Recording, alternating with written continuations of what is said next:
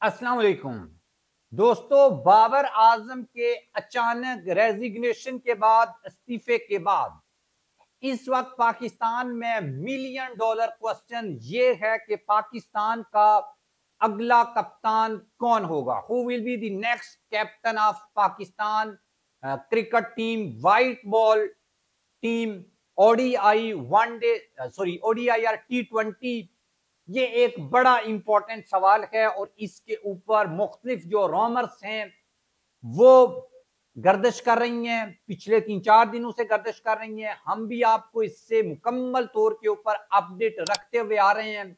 और अब जियो न्यूज ने एक दावा किया है जो मैं आपके सामने रखूंगा और आपको ये बताऊंगा कि दो खिलाड़ी जो हैं, मोहम्मद रिजवान और शाहीन शाह आफरीदी, इनके बारे में ये कहा जा रखा है कि इनको हरगिज हरगिज हरगिज कप्तान नहीं बनाया जाएगा। क्यों नहीं बनाया जाएगा ये हम इस वीडियो में डिस्कस करेंगे और सबसे मजबूत कैंडिडेट कौन सा है वो भी हम डिस्कस करेंगे। लेकिन उससे पहले आप हमारे चैनल को सब्सक्राइब कर लें, बेल आइकन को प्रेस कर लें।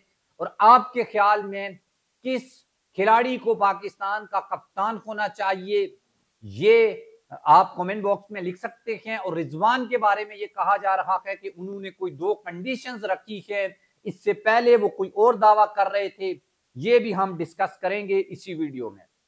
अच्छा, सबसे पहले और सबसे इंपॉर्टेंट चीज ये है कि शाहीन शाह अफरीदी जो ओडीआई वर्ल्ड कप इंडिया में हुआ था उसमें पाकिस्तान को शिकस्त हुई, पाकिस्तान पहले राउंड से घर वापस आ गया, तो टीम के ऊपर क्रिटिसिज्म हुआ। बाबर जो हैं वो मुस्ताफी हुए और तीनों फॉर्मेट के वो कैप्टन थे।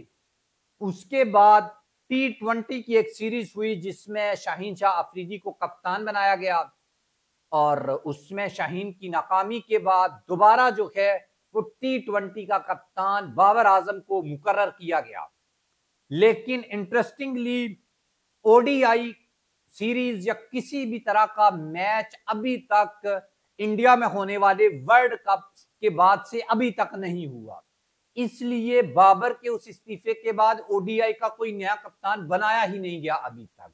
टेस्ट क्रिकेट हुई है और उसका कप्तान शान मसूद जो हैं उनको बनाया गया है और उन्होंने बांग्लादेश से भी शिकस्त खाई। उससे पहले उनको एक शिकस्त हुई, सीरीज हारे हम। अभी तक 5 टेस्ट मैचेस में वो क़यादत कर चुके हैं, कोई मैच वो जीते नहीं हैं, तो इसलिए अब उनके ऊपर भी क्रिटिसिज्म हो रहा है। लेकिन जैसी गिलेप्सन जो हेड कोच हैं वो उनको मुकम्मल तौर के ऊपर सपोर्ट करते आ रहे हैं। अब सवाल ये है कि शाहीन शाह अफरीदी जो हैं और मोहम्मद रिजवान, उनको क्यों कप्तान नहीं बनाया जाएगा या नहीं बनाया जा रहा, या अगर इसका कोई इम्कान है तो क्या है। वो ये है कि शाहीन शाह अफरीदी एक T20 सीरीज में उनको कप्तान बनाया गया था, उसमें उन अच्छा परफॉर्म नहीं कर सके। लेकिन इसके बावजूद भी ये ज्यादती थी कि आप एक सीरीज से एक खिलाड़ी को जज कर रहे हैं।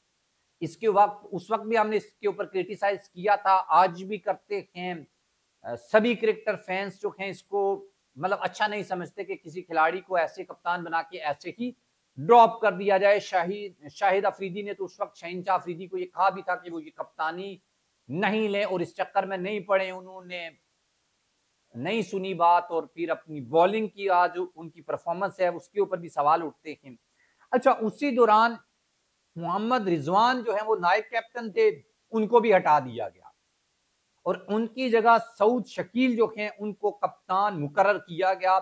इसलिए ये कहा जा रहा है कि शाहीन शाह आफरीदी और मोहम्मद रिजवान इस रेस से एटलीस्ट जो हैं वो आउट हैं और जो हेड कोच हैं वो किसी नए खिलाड़ी को क़यादत देना चाहते हैं। और वेस्ट इंडीज अमेरिका में T20 जो वर्ल्ड कप हुआ था उसमें एक चीज सामने आई थी कि पाकिस्तान टीम में ग्रुपिंग है और 3 मेन ग्रुप्स हैं और अब शाहीन शाह अफरीदी, बाबर आजम और मोहम्मद आमर और जो इमाद वसीम उसमें उनको शामिल किया गया था।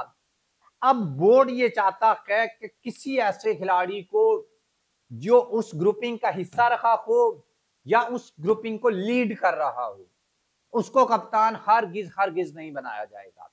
तो इस तरीके से बाबर उसकी ग्रुपिंग में रिजवान थे और शाहीन शाह अफरीदी खुद एक ग्रुप को मुबैना तौर के ऊपर लीड कर रहे थे। तो अब ये दो तो एटलीस्ट कप्तान नहीं बन सकते।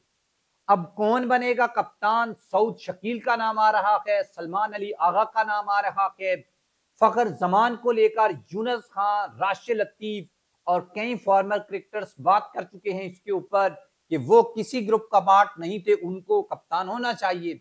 आपके ख्याल में फखर एक बेहतर ऑप्शन हो सकता है या नहीं, या सऊद शकील और सलमान अली आगा जो हैं वो बेहतर ऑप्शन हो सकते हैं?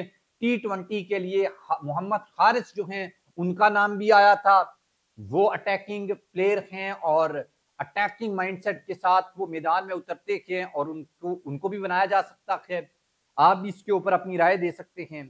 एक खबर यह है कि मोहम्मद रिजवान ने इससे पहले कहा था कि उनसे तो बोर्ड ने राब्ता नहीं किया, फिर यह कहा गया कि मोहम्मद रिजवान ने बोला है कि वो जल्दबाजी में कोई फैसला नहीं करेंगे। अब यह खबर आई है कि मोहम्मद रिजवान ने कहा कि अगर उनको कप्तान बनाया जाता है तो उनकी दो कंडीशंस हैं। 3 साल के लिए कप्तान बनाया जाए, T20 और वनडे ODI दोनों का कप्तान बनाया जाए। एक कप्तानी अगर दी गई ODI की या T20 की, वो ये कप्तानी नहीं लेंगे और टीम अपनी मर्जी से रखेंगे और उनकी डायरेक्शन में सिलेक्शन कमेटी जो है वो खिलाड़ियों को सेलेक्ट करे, ये है। और इससे पहले ये भी कहा गया था कि बाबर को भी ये कहा गया था कि आप ODI की कप्तानी रखें, लेकिन T20 मोहम्मद हारिस को हम बनाना चाहते हैं, लेकिन उन्होंने कहा था कि अगर व्हाइट बॉल में ODI और T20 दोनों की क़यादत अगर मुझे नहीं देते तो फिर मैं काम नहीं करूंगा। और उसके बाद उन्होंने अब सडनली अपना इस्तीफा जो है वो सबमिट किया था, जिसको बोर्ड ने एक्सेप्ट भी कर लिया था। और अब हर तरफ ये रूमर्स हैं कि पाकिस्तान का नया कप्तान कौन होगा, और अभी तक कोई नेक्स्ट सीरीज जो है वो करीब भी नहीं है। अभी इंग्लैंड के साथ 3 टेस्ट मैचेस हैं, इसलिए शायद ये फैसला होने में कुछ टाइम भी लग जाए। आपके माइंड में कौन पाकिस्तान का कप्तान होना चाहिए? कमेंट बॉक्स में जरूर लिखिए।